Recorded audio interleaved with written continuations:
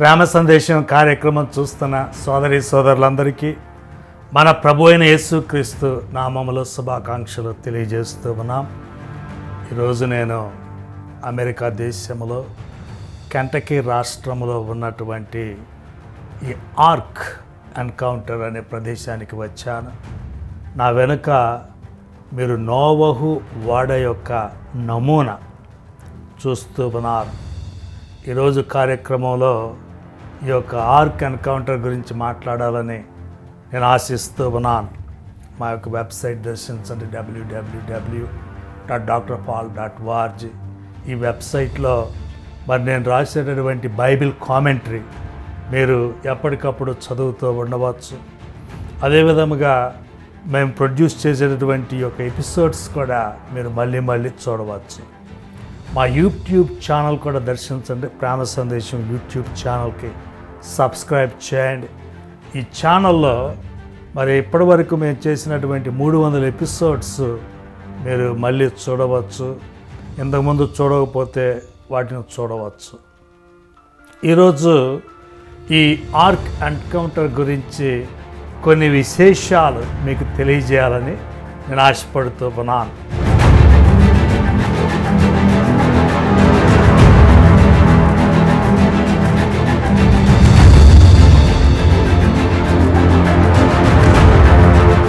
ఈ యొక్క ఆర్క్ నోవహు ఓడ ఎంతో చక్కటి ప్రాణంగములో అది నిర్మించబడింది. అనేక వందల కోట్ల రూపాయలు వెచ్చించి దైవజనుడు కెన్ హ్యామ్ గారు, క్రైస్తవులు ఇతరులు నోవహు జలప్రలయం గురించి ఆ యొక్క ఓడ గురించి తెలుసుకోవాలని ఆయన ఈ గొప్ప ఓడ యొక్క నమూనాను ఆయన చేయటం జరిగింది.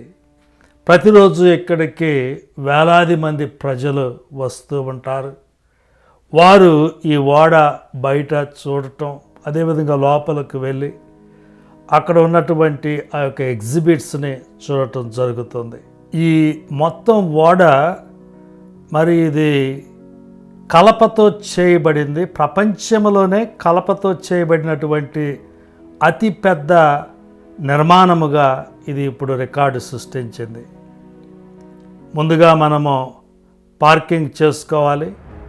ఇక్కడి నుండి మరి టికెట్ కౌంటర్ ఉన్నటువంటి స్థలానికి వెళ్ళి టికెట్ తీసుకున్నాను. ఆ తర్వాత ఒక బస్సు ఎక్కి మరి ఆ యొక్క ఓడ దగ్గరకు ఈ బస్సు మనల్ని తీసుకొని వెళ్తుంది. విజిటర్ సెంటర్లోకి ముందుగా మనం వెళ్తాము. ఈ విజిటర్ సెంటర్లో మరి ఆ యొక్క ఓడ గురించినటువంటి ఇన్ఫర్మేషన్, లోపల ఉన్నటువంటి వస్తువుల గురించి మనకు వివరాలు దొరుకుతాయి. అదేవిధముగా సహోదరుడు కెన్ హ్యామ్ గారు రాసినటువంటి పుస్తకాలు కానివ్వండి, డివిడీలు కానివ్వండి మనకు ఈ విజిటర్ సెంటర్లో దొరుకుతాయి. ఆ విజిటర్ సెంటర్లోనే ఉన్నటువంటి ఆడిటోరియంలో ఈ నోవహు ఓడ గురించి మరి అనేక సంగతులు వారు వివరించేటటువంటి ప్రసంగాలు ప్రతిరోజు దేవుని సేవకులు అందిస్తూ ఉంటారు. ఈ యొక్క ఓడను మనం గమనిస్తే అది చాలా పెద్ద ఓడగా మనకు కనిపిస్తుంది. ఇంత పెద్ద ఓడ అన్ని వేల సంవత్సరాల క్రితం నోవహు గారు కట్టాడంటే మరి అది ఎంతో గొప్ప విశ్వాసముతో కూడినటువంటి క్రియ. హెబ్రీయులకు రాసిన పత్రిక 11వ అధ్యాయం 7వ వచనంలో చూడండి. విశ్వాసమును బట్టి నోవహు అది వరకు చూడని సంగతులను గూర్చి దేవుని చేత హెచ్చరింపబడి భయభక్తులు గలవాడై తన ఇంటివారి రక్షణ కొరకు ఒక ఓడను సిద్ధము చేసెను. అందువలన అతడు లోకము మీద నేరస్థాపన చేసి విశ్వాసమును బట్టి కలుగు నీతికి వారసుడాయను. విశ్వాసమును బట్టి నోవహు అది వరకు చూడని సంగతులను గూర్చి దేవుని చేత హెచ్చరించబడ్డాడు. నోవహు ఈ ప్రపంచం మొత్తాన్ని, అందులో ఉన్నటువంటి మనుషులను నేను నాశనం చేయబోతూ ఉన్నానని దేవుడు చెప్పినటువంటి మాటను నోవహు గారు నమ్మాడు. నమ్మి ఇంత పెద్ద ఓడను ఆయన చేయగలిగాడు. ఇంతకుముందు ఎప్పుడు జలప్రలయాన్ని చూడలేదు. అయినప్పటికీ దేవుని మాటను నమ్మి ఇంత పెద్ద ఓడను ఆయన కట్టాడు.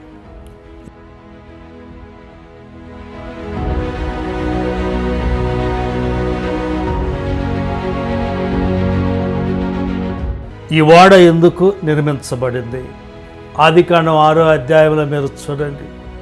అక్కడ ఏమని ఉంటుందంటే, భూమి మీద మనుష్యుల యొక్క భ్రష్టత్వము, పాపము ఎంతో భయంకరమైనటువంటి స్థితికి చేరినప్పుడు దేవుడు అసలు నేను మనుష్యులను ఎందుకు సృష్టించాను అని ఆయన సంతాపము చెందినట్లుగా మనం చూస్తాం. ఆ సమయంలో దేవుడు జీవరాశి మొత్తాన్ని నాశనం చేయాలని అనుకున్నాడు. అప్పుడు నోవహు దేవుని దృష్టి యందు కృప పొందాడు. ఆయన దేవుని ఎదుట నిందారహితుడిగా కనబడ్డాడు. అదే విధముగా ఆయన దేవునితో నడిచాడు. దేవుడు ఆయనను, ఆయన కుటుంబీకులను కాపాడాలని ఈ యొక్క ఓడను నిర్మించవలసిందిగా నోవహును కోరాడు. ప్రపంచ చరిత్రలో అనేక సంస్కృతుల్లో ఈ ఓడను గుర్చినటువంటి కథలు, పురాణాలు ఉన్నాయి. వాటిని కూడా ఇక్కడ నమూనాల్లో మనం చూస్తాం. ఓడ యొక్క మొదటి అంతస్తులో అనేక జంతువులు అవి నివసించినటువంటి ఈ యొక్క షెల్ఫ్స్ని మనం చూడవచ్చు. ఆ యొక్క జంతువులు పెడుతున్నటువంటి కేకలు, శబ్దాలు మనకు వినిపిస్తాయి.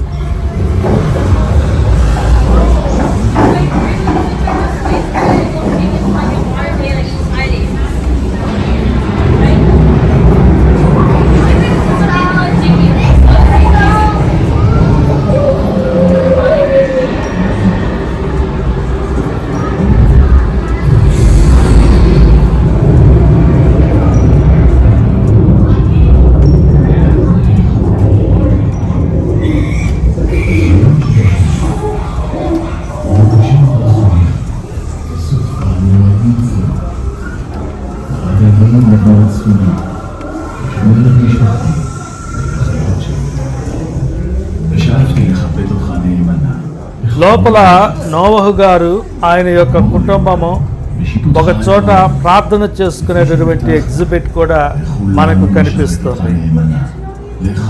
ఆ తర్వాత జంతువులు మరి అవి లోపల ఉండాలంటే వాటికి ఆహారం కావాలి కదా, బయటికి వెళ్ళి అవి ఆహారాన్ని తెచ్చుకోలేవు.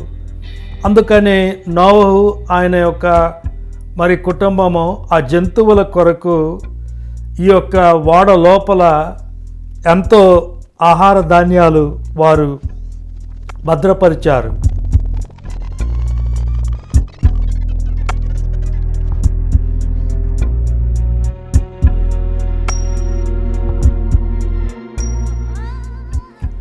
ఆయన కుటుంబము కొరకు నిల్వ చేసుకున్నటువంటి ఆహార ధాన్యాలు ఉన్నటువంటి ప్రదేశాన్ని కూడా మనం చూడవచ్చు.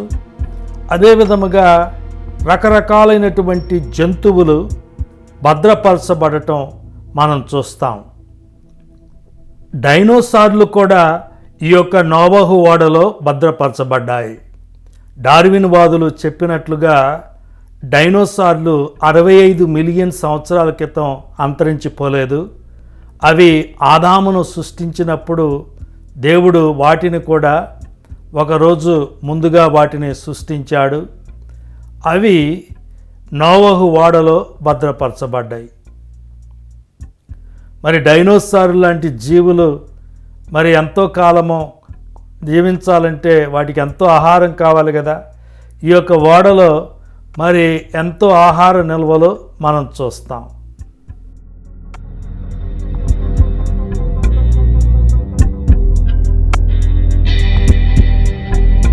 ఈ డైనోసార్లు మానవుడు ఉద్భవించక మునిపే అవి అంతరించిపోయినాయి అని మనం అనుకోకూడదు.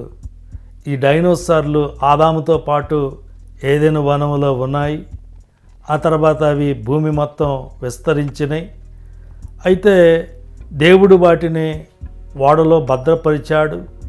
తర్వాత ఈ ప్రపంచం యొక్క వాతావరణ పరిస్థితులు చాలా ప్రతికూలంగా మారినప్పుడు మరి డైనోసార్లు అంతరించిపోవటం జరిగింది. ఈ ఓడకు ఒక చక్కటి ద్వారము మనకు కనిపిస్తుంది. ఈ యొక్క ద్వారము దేవుడే ఏర్పాటు చేశాడు. దేవుడే దానిని తెరిచి నోవహు గారిని లోపలకు ఆహ్వానించటం జరిగింది. క్రీస్తుకు ఇది ఒక చక్కటి సాదృశ్యం. యేసుక్రీస్తు ఆయన ఒక ద్వారము. దేవుని ఇంటిలోకి మనం రక్షణ పొందటానికి ఆయన ఒక ద్వారముగా ఉన్నాడు. అసలు ఈ నోవహు జలప్రలయము దేవుడు ఎందుకు ఉద్దేశించాడు? మనం ఇంతకుముందు చూసాం ఆదికాండం 6వ అధ్యాయంలో. ఈ లోకములో పాపము ఎంతో భయంకరమైన స్థితికి వెళ్ళిపోయినప్పుడు దేవుడు మానవులను నాశనం చేయాలని నిర్ణయించుకున్నాడు. అయితే దాని యొక్క బీజము ఆదాము అవ్వలు పాపం చేసినప్పుడే పడింది. ఆదాము అవ్వలు పాపము చేసి మరి దేవునికి ఎదురు తిరిగారు. ఆ తర్వాత ఆయన కుమారుడు కయీను తమ్ముడైనటువంటి హేబెల్ను చంపాడు. ఆ తర్వాత ఈ ప్రపంచంలో హింస, హత్యలు, రేపులు, విగ్రహారాధనలు ఇట్లాంటివన్నీ పెరిగిపోయి చివరికి నోవహు తరానికి వచ్చేసరికి దేవుడు అసలు మానవుల్ని ఎందుకు సృష్టించాను అని సంతాపం చెందేటటువంటి స్థితి వచ్చింది. ఆ స్థితి దేవుడు మరి ఓర్చుకోలేకపోయాడు. అందుకనే వారిని నాశనం చేయాలని దేవుడు ఆయన అనుకున్నాడు.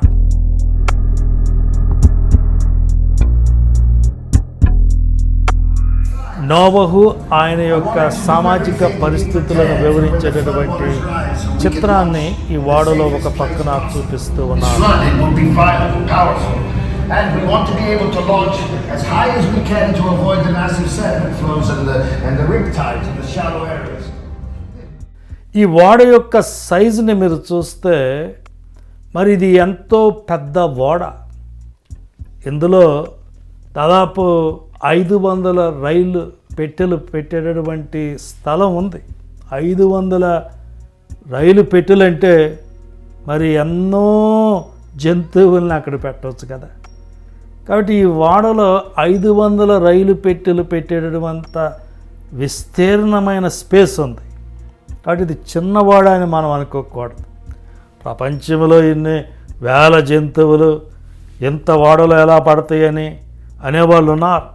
అయితే మనం గుర్తించాల్సింది ఏంటంటే ఈ ఓడ చాలా పెద్దది. 34,000 రకాల జంతువులను చాలా చక్కగా లోపల అమర్చవచ్చు.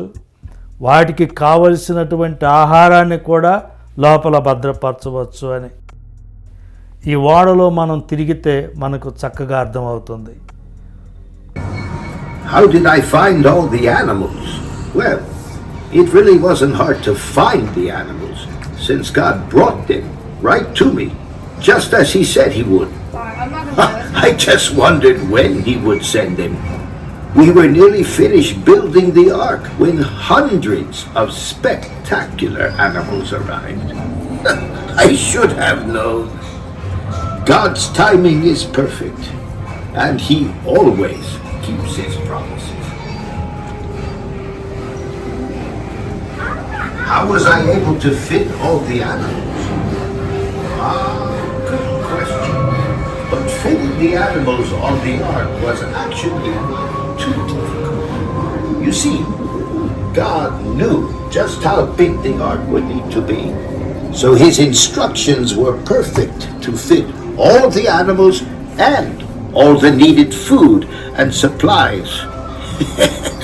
And thankfully, God didn't send the largest of each kind. అదేవిధంగా నోవహు గారి కుమారులు షేము, హాము, జాపెతు వారు లోపల అనేక వృత్తులను వారి యొక్క వృత్తులను వారు ప్రాక్టీస్ చేసుకొని ఉండవచ్చు. నోవహు గారు ఏం చేస్తూ ఉన్నాడు ఓడ లోపల అనే ప్రశ్న మనకు రావచ్చు. ఆయన జంతువులను మేపటమే కాకుండా దేవుని ఆరాధించడమే కాకుండా కొన్ని గ్రంథాలు రాసి ఉండవచ్చు. లోపల మరి నోవహు ఓడను మరి చమత్కారమైనటువంటి ఒక కథలాగా చూపించేటటువంటి పుస్తకాలు, గ్రీటింగ్ కార్డ్స్ గురించి ఒక వార్నింగ్ ఉంది. ఇక్కడ ఈ యొక్క నిర్మాణకుడు ఏమన్నాడంటే, ఈ యొక్క ఓడను మనము లైట్గా తీసుకోకూడదు. సాతానుడు ఈ రోజున నోవహు జలప్రలయం జరగలేదు అనే అబద్ధాన్ని ప్రచారం చేస్తూ ఉన్నాడు. నోవహు జలప్రలయము జరిగి ఉండకపోతే మరి నరకం గురించి, పరలోకం గురించి కూడా మనం నమ్మాల్సినటువంటి అవసరం లేదు. సాతానుడి యొక్క పన్నాగం అదే.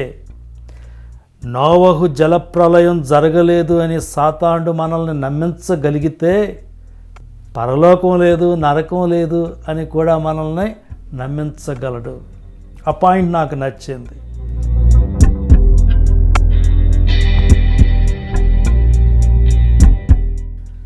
ఆ యొక్క జలప్రలయం జరిగినప్పుడు బయట ఉన్నవారు నిజంగా ఎంత భయంతో హడలెత్తిపోయి ఉంటారో కదా.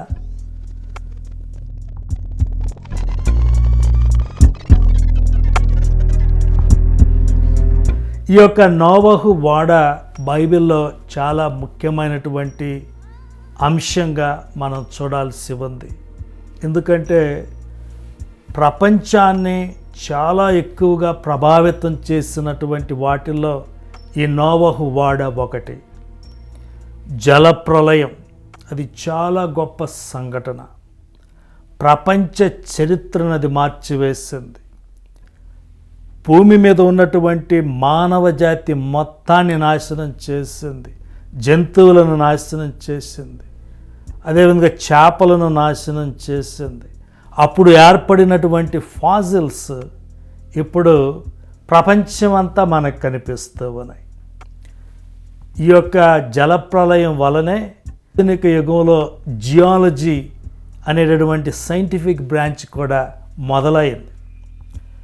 మొట్టమొదటి సైంటిస్టులు అంటే భూగర్భ శాస్త్రవేత్తలు, జియాలజిస్టులు ఈ యొక్క జలప్రలయాన్ని వారు చాలా సీరియస్గా, నిజమైన సంఘటనగా వారు తీసుకున్నారు. దాన్ని కెటాస్ట్రాఫిజం అన్నారు. ఈ జలప్రలయం వల్ల ఈ యొక్క ప్రపంచం ఏ విధంగా మారిపోయింది, భూమి పొరలు ఏ విధంగా మారిపోయినాయి, వాతావరణం ఏ విధంగా మారిపోయింది, మానవ జనాభా ఎలా మారిపోయింది, ప్రపంచ భాషలు ఎలా మారిపోయినాయి, ప్రపంచ సంస్కృతులు ఎలా మారిపోయినాయి, మనుషులు ప్రపంచమంతా ఎలా విస్తరించారు, అలాంటి గొప్ప గొప్ప రీసెర్చ్ ఈ యొక్క జలప్రలయం మీద వారు చేశారు. అదేవిధంగా దేవుడు తన యొక్క మాటను నిలుపుకుంటాడు అన్న సత్యం కూడా మనం చూస్తూ ఉన్నాం. లోపల మ్యూజియం ఆఫ్ బైబిల్ వారు బైబిల్ గ్రంథం యొక్క ఆ యొక్క భద్రపరచడం అనేది కూడా వారు లోపల ఒక ఎగ్జిబిట్ పెట్టారు. బైబిల్ వేలాది సంవత్సరాలుగా ఆ యొక్క మ్యానుస్క్రిప్ట్స్ ఎలా భద్రపరచబడ్డాయి అన్నది కూడా వారు మనకు లోపల చూపించారు. దేవుడు తన వాక్యాన్ని నిలబెట్టుకునేవాడు అనేటటువంటి సత్యము మనకు వాటిని చూస్తే అర్థమవుతూ ఉంది. కాబట్టి దేవుడు జలప్రలయాన్ని ఎందుకు తీసుకొచ్చాడు? ఈ ప్రపంచం మీద పాపము పెరిగిపోయినప్పుడు మనుషులు మారు మనసు పొందకుండా దేవునికి విరోధులుగా, అవిధేయులుగా జీవిస్తూ ఉన్నప్పుడు దేవుడు మానవ జాతి మొత్తాన్ని నాశనం చేయటానికే ఈ జలప్రలయాన్ని తీసుకొని వచ్చాడు. ఇది ఒక ఊరికో, ఒక ప్రాంతానికో, ఒక దేశానికో పరిమితమైంది కాదు. సర్వ భూగోళాన్ని ఇది ముంచివేసింది. పర్వతాలతో సహా ముంచివేసి సమస్త జీవరాశిని నాశనం చేసింది. కేవలము ఓడలో ఉన్నటువంటి జంతువులు, అదేవిధముగా నీటిలో ఉన్నటువంటి చేప జాతులు, ఆకాశంలో ఉన్నటువంటి పక్షులు, నోవహు కుటుంబం వారు మాత్రమే ఆ జలప్రలయాన్ని తప్పించుకున్నారు. యేసుక్రీస్తు ప్రభు కూడా ఈ జలప్రలయము అది ఒక ప్రాపంచిక సంఘటన అని ఆయన తెలియజేశాడు. కాబట్టి జలప్రలయం అనేది ఏదో కల్పించి రాసినటువంటి కథ కాదు, అది నిజంగా జరిగినటువంటి చారిత్రక సంఘటన. రెండోదిగా మరి జలప్రలయానికి ప్రవచనాల్లో కూడా ఎంతో ప్రాధాన్యత ఉంది అని మనం గ్రహించాలి. మీరు చూడండి, 2వ పేతురు పత్రిక 2వ అధ్యాయము 5వ వచనంలో మీరు ఒక మాట చూడండి. మరియు ఆయన పూర్వకాలమందున్న లోకమును విడిచిపెట్టక భక్తిహీనుల సమూహము మీదికి జలప్రలయమును రప్పించినప్పుడు నీతిని ప్రకటించిన నోవహును మరి 7 కాపాడెను. దేవుడు ఏం చేశాడు? పూర్వకాలమందున్న లోకమును విడిచిపెట్టలేదు. పూర్వకాలము మానవులు పాపములో మునిగిపోయినప్పుడు దేవుడు విడిచిపెట్టలేదు.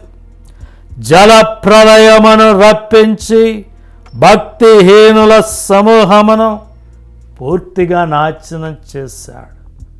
మరోసారి నాశనం చేస్తాడు అని పేతురు గారు ఇక్కడ హెచ్చరిస్తూ ఉన్నాడు.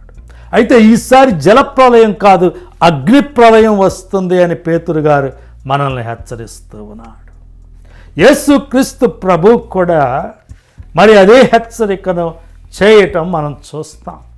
మత్తయి సువార్త 24వ అధ్యాయము 37వ వచనంలో ఆయన ఏమంటా ఉన్నాడంటే, నోవహు దినములో ఎలాగుండెనో మనుష్య కుమారుని రాకడయు అలాగే ఉండును. జల ప్రళయమునకు మొదటి దినములలో నోవహు ఓడలోనికి వెళ్ళిన దినము వరకు వారు తినుచు త్రాగుచు పెళ్లి చేసుకొనొచ్చు పెళ్లికి చూచు నుండి జలప్రళయము వచ్చి అందరినీ కొట్టుకొని పోవు వరకు ఎరుగకపోయిరి. అలాగుననే మనుష్య కుమారుని రాకడ ఉండును. ఇక్కడ మత్తయి సువార్త 24వ అధ్యాయములో దీనిని ఆలివెట్ డిస్కోర్స్ అంటాం. అంటే యేసుక్రీస్తు ప్రభువు ఒలీవల కొండ మీద కూర్చొని చేసినటువంటి గొప్ప ప్రవచన సందేశం. ఈ సందేశంలో ఆయన ఏమన్నాడంటే, ప్రపంచం యొక్క చివరి రోజులు నోవహు గారు ఉన్నటువంటి రోజుల్లాగానే ఉంటాయి. నోవహు గారు ఓడను కట్టేటప్పుడు చాలామంది ఆయన ఎగతాళి చేశారు. ఈరోజు కూడా స్వార్థ ప్రకటిస్తూ ఉంటే మనల్ని ఎగతాళి చేసేవారు ఎంతోమంది ఉంటారు. నోవహు దినాల్లో ప్రజలందరూ పెళ్లి చేసుకుంటా ఉన్నారు, అదేవిధంగా తినుచు త్రాగుచు ఇవన్నీ చేస్తూ ఉన్నారు. అవి చేయటంలో తప్పులేదు, కానీ వారు ఎప్పుడు కూడా నేను నా పాపాల్లో మరణిస్తే నా పరిస్థితి ఏంటి, నేను నరకానికి వెళ్ళకుండా నేను ఎలా నా ఆత్మను రక్షించుకోవాలి, దేవుని ఎడల నేను ఏ విధంగా విశ్వాసము సంపాదించుకోవాలి, అలాంటి ప్రశ్నలు వారు ఎప్పుడు వేసుకోలేదు. వేసుకున్న వాటిని వారు తేలికగా తీసుకొని అవిశ్వాసులైపోయారు. అయితే జలప్రలయం వచ్చి వారి మొత్తాన్ని నాశనం చేసి పడేశారు.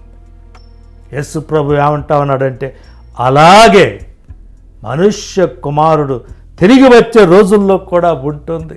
ఈ ప్రపంచంలో ప్రజలందరూ కూడా అధిక శాతము ఆత్మ సంబంధమైన విషయాలను పట్టించుకోకుండా ఆత్మరక్షణ పొందకుండా వారు ఉంటారని యేసు ప్రభు ఇక్కడ నోవహు దినాన్ని మరొకసారి మనకు జ్ఞాపకం చేస్తూ ఉన్నాడు.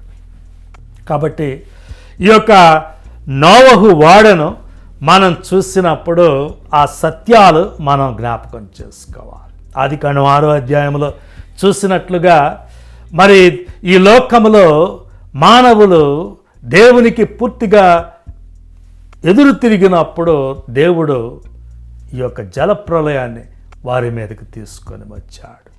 ఈ జలప్రలయం వలన ప్రపంచ స్వరూపము మారిపోయింది, జియాలజీ మారిపోయింది, లింగ్విస్టిక్స్ మారిపోయినాయి, చరిత్ర మారిపోయింది.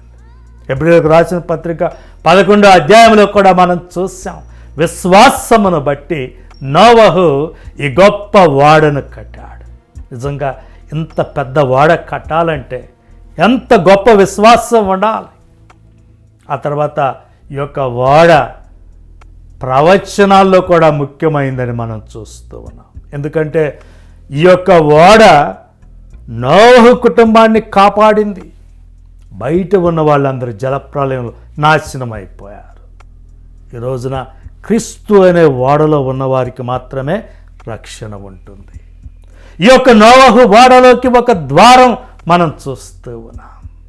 ఆ యొక్క ద్వారము క్రీస్తుకు సాదృశ్యంగా, ఈ ఓడ క్రీస్తుకు సాదృశ్యంగా ఉంది.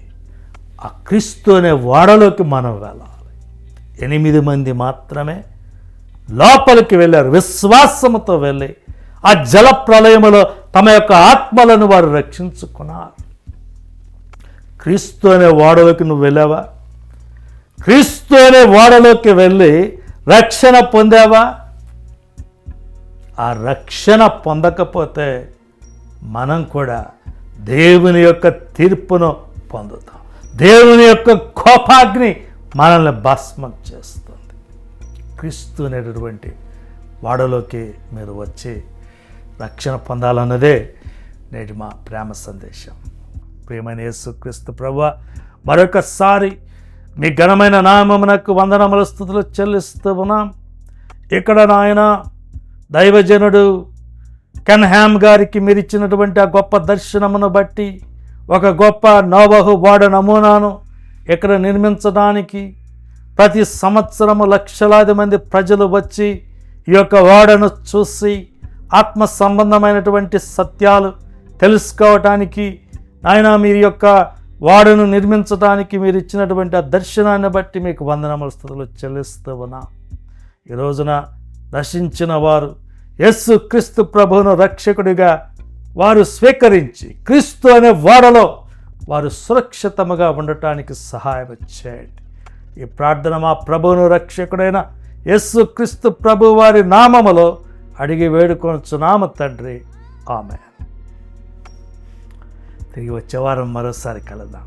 Thank you.